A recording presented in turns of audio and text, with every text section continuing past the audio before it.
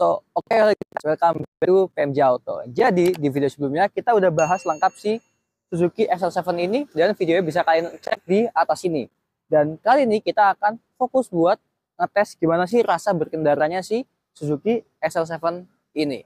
Sebelum itu, kita bakal bahas sedikit nih di depan apa aja sih bedanya sama si Suzuki R3. Yang pertama, perbedaan coloknya adalah di headlampnya. Kalau R3 headlampnya proyektor halogennya gini ya. Dan kalau si S7 ini dia udah menggunakan full LED reflektor dan dia udah ada DRL yang udah input di headlampnya. Kalau yang R3 dia headlampnya dia itu DRL-nya terpisah ya di bawah. Dan ini untuk lampu sen dia halogen, fog lamp dia halogen, dan bedanya lagi dengan R3 dia udah ada ini ya aksen-aksen plastik yang merupakan over fender sampai ke samping dan belakangnya. Lalu perbedaan selanjutnya dia ada di grillnya ya. Grillnya dia ini terpisah dua gini. Dia ada chrome yang memanjang nyatu dari headlamp kiri ke kanan. Lalu logo Suzuki-nya dia chrome gini ya. Dan selebihnya sih nggak ada bedanya ya. Selebihnya sama aja. So kita langsung aja coba jalan si Suzuki SL7 ini. So oke guys, jadi kali ini kita udah di jalan nih. Kita lagi bawa si Suzuki SL7. Impresi pertama untuk posisi duduknya, ini memang tergolong di kelasnya ini agak sedikit kurang nyaman ya, karena dia setir hanya bisa di tilt, belum bisa teleskopik, dan untuk default settingan setir ya, dia itu terlalu menukik ke depan gini ya bagian atasnya, jadi kurang naik gini, kurang derajatnya, kurang kemiringannya, kurang ke arah kita gitu. Jadi kalau kita nyetir mobil ini hanya ada dua pilihan, kakinya pas dengan pedal atau kakinya pas dengan pedal dengan tangan yang kejauhan, jadi tangannya kurang nyampe ke setir, atau tangannya pas kakinya terlalu dekat dengan pedal, seperti itu. Kalau saya lebih milih tangan yang pas, kakinya agak nekuk nggak apa-apa, karena kalau tangan kita nggak nyampe itu lebih pegel di jalannya gitu. Kalau kaki mah masih nggak masalah gitu. Lalu untuk kenyamanannya, kita ini posisi di jalan aspal ya. Ini cukup nyaman, malah bisa dibilang sangat nyaman ya.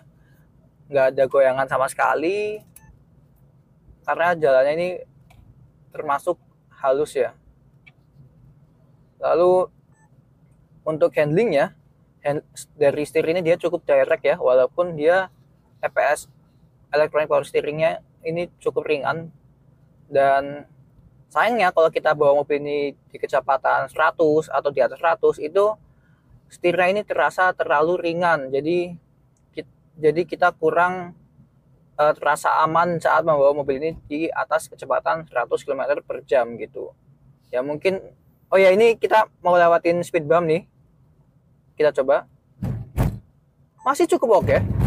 Dan ini ya hitungannya masih nyaman lah gitu. Itu tadi ya, dan balik lagi ke yang tadi, kalau kita bawa mobil ini di atas 100 itu rasanya setirnya terlalu enteng. Jadi buat teman-teman yang pakai SL7 ini lebih baik ya bawa mobil ini jangan kencang banget lah ya, karena setirnya buat kecepatan tinggi itu kurang ada bobotnya gitu. Ya mentok-mentok mungkin kalau peraturan tol kan maksimal 100 ya. Kalau mungkin teman-teman ada yang suka di atas 100, mungkin lebih baik jangan sampai di atas 140, karena kalau udah di atas itu setirnya ini terasa bobotnya itu hilang gitu. Oke. Dan untuk road noise-nya, kalau kita di posisi jalan di aspal ini dia oke ya, nggak yang masuk ke dalam. Dan untuk kekedaban kabinnya dia juga bisa meredam suara dari luar ya. Ini kalau kita buka, kalau kita buka, ini ya angin-anginnya terdengar. Lalu coba kita tutup ya. Langsung terasakan perbedaannya. Kayak kita coba memasuki jalan beton ya. Kita rasakan gimana rasa mobil ini di jalan yang beton. Oke. Pertama-tama untuk kenyamanannya dulu ya di jalan beton ini. Sama kayak yang aspal, ini masih nyaman. Dan untuk road noise-nya, ini memang lebih terdengar ya, jadi agak kurang kedap. Tapi nggak apa-apa, kalian masih bisa ngakalin dengan kalian menambahkan peredam kolong ya, seperti itu. Dan untuk jalan beton ini, untuk road noise-nya, dia akan mulai berisik jika kecepatan kalian tinggi. Kalau kecepatan kalian rendah, ini masih tergolong cukup oke lah peredaman road noise-nya gitu. Ini kita kecepatan 60 dan road noise-nya ini mulai kedengeran. Yang dimana dulu saya pernah nyoba Chevrolet Spin, itu dia road noise-nya walaupun kita lari kenceng 140 itu masih kedap ya, tapi di sini dia kita lari 60 aja udah mulai agak berisik gitu. Dan kalau kita di tol di kecepatan 100 ke atas itu sangat kedengeran road noise-nya. Ya walaupun kalau kalian biasa naik mobil-mobil LCGC gitu, ini masih mending sih road noise-nya gitu. Nah, jadi kalau kita lagi melewati jalan beton gini, kita ngobrol sama yang belakang itu agak kurang kedengeran. Jadi kita kalau ngobrol harus agak teriak ya, soalnya ya semengganggu itu buat saya road noise-nya gitu. Dan untuk visibilitasnya, dia ini sebenarnya cukup oke. Untuk kamera, untuk spion tengah ini kita nggak usah takut ketutupan lagi karena dia udah pakai e-mirror ya, seperti yang dijelaskan di video sebelumnya.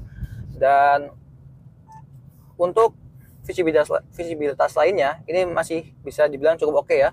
Kacanya gede semua, tapi sayangnya untuk pilar A ini dia walaupun nggak terlalu tebal ya, pandangan kita itu agak sedikit ketutup dengan ininya nih, apa namanya, talang airnya. Dia talang airnya kan gede. Nah, jadi kita kadang kalau mau belok ini pandangan kita agak sedikit tertutup dengan talang air yang cukup besar ini.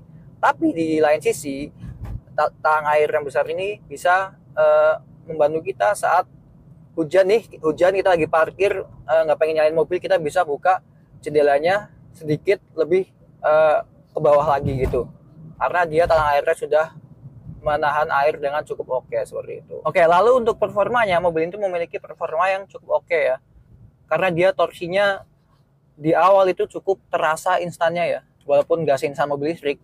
Nah, dia ini pedalnya juga khasnya Suzuki ya, jadi kita towel dikit dia udah langsung keluar tenaga gitu. Dan kalau kita kickdown,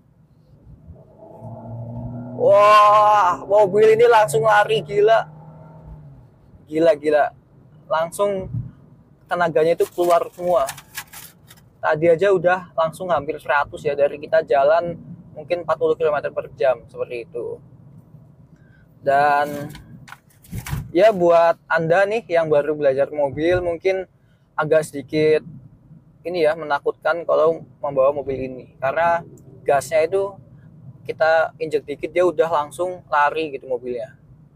Jadi buat Anda mungkin kalau baru belajar mobil jangan langsung bawa mobil ini, apalagi yang benar-benar baru belajar ya, belum belajar manual sama sekali, itu lebih baik carilah mobil yang gasnya agak dalam, jadi nggak khawatir mobilnya lari kemana-mana gitu. Oke guys, kalau tadi kita udah cobain si SL7 ini di jalanan yang normal atau yang nggak ada rusak-rusaknya, kali ini kita bakalan nyobain si SL7 ini di jalanan yang rusak gitu. Gimana sih rasanya? Apakah bakalan mantul-mantul atau bakalan tetap bisa menjaga kestabilannya dengan baik? Nah, ini dia, bisa kalian lihat nih, jalannya kan rusak nih. Nah, ini kita coba lewatin aja dengan kecepatan ya, kita nggak ngegas ya. Ini bantingannya masih enak ya, malah bisa dibilang ini enak loh, nggak yang mantul-mantul, nggak yang keras banget, nggak yang empuk banget. Jadi dia bisa cukup meredam dengan baik ya. Ini memang sebuah kewajibannya LSUV ya, karena dia di setel sebagai SUV, memang harusnya dia memiliki suspensi yang lebih nyaman saat melewati jalan-jalan rusak seperti itu. Dan mungkin kalau dibandingkan dengan R3 mungkin akan sedikit beda ya, karena SL7 pasti akan memiliki suspensi yang sedikit lebih keras gitu. Ini kita melewati jalan yang kita agak kenceng nih, dan ini rasanya juga masih cukup nyaman. Kita akan melewati jalan yang tadi saya tunjukkan, kita akan lewati lagi dengan kecepatan 20 km per jam ya. Ini tetap rasanya masih nyaman ya, nggak yang goyang-goyang banget. Jadi mobil ini cukup bisa meredam guncangan dengan sangat baik seperti itu.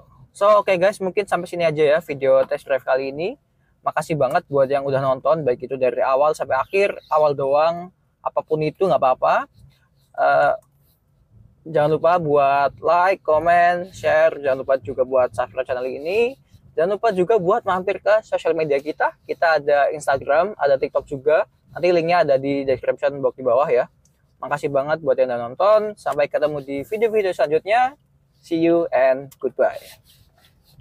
3 jalan rusak, 3, 2, 1 action. Kita suspensi mobil ini saat kita melewati jalan rusak. Harusnya ngomongnya tadi pas habis dari beton ya.